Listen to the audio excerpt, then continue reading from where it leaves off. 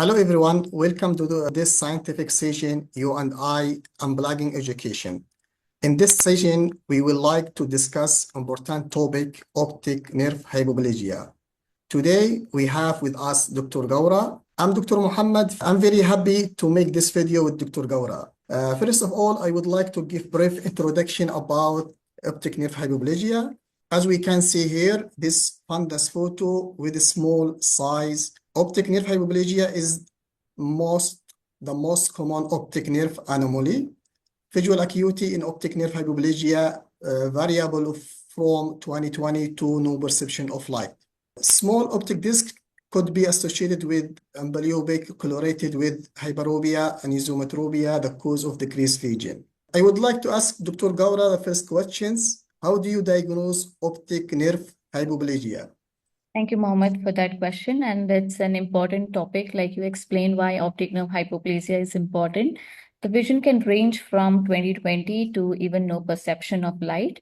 Sometimes these patients can have exotropia if it is usually unilateral or asymmetric vision loss. But with the bilateral optic nerve hypoplasias, these patients can also present with nystagmus. Anterior segment wise, there wouldn't be much changes that you would see with associated optic nerve hypoplasia. On the fundus, we usually see a very small optic disc and a double ring sign. That is the edge of the sclera and the edge of the optic nerve forming the double ring. And you see the blood vessels which are tortuous and dilated. The other very important feature when you are in a doubt of to diagnose optic nerve hypoplasia is to do this to DM to DD ratio. That is disc to macula to disc to diameter ratio. So you measure the distance between the temporal edge of the optic nerve head to the center of the fovea. That becomes your DM, and the horizontal diameter of the optic nerve head is your disc diameter. Usually the range is around 3, so up less than 3, and in individuals with optic nerve hypoplasia, the ratio increases to beyond 3.5. So that it almost gives you a clue that if this patient has a partial or a complete optic nerve hypoplasia. So this is how we usually diagnose optic nerve hypoplasia.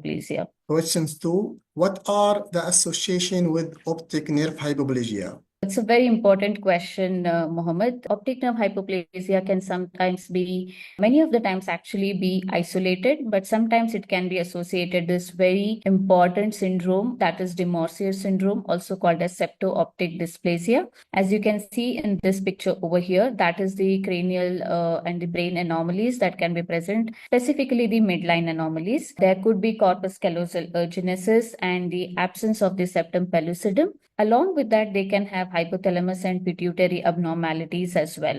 So during in the pituitary, as you normally see the posterior pituitary as the hyper intense in the posterior pituitary. That is because of the presence of oxytocin and vasopressin. Because of this de Morsier syndrome, and this pituitary can be in a different position, that is called as ectopic pituitary. And this posterior pituitary, which is hyper intense, which will guide you to understand if the pituitary gland is ectopic or in the sella turcica. If it is ectopic, then most commonly it is associated with hormonal abnormalities as well.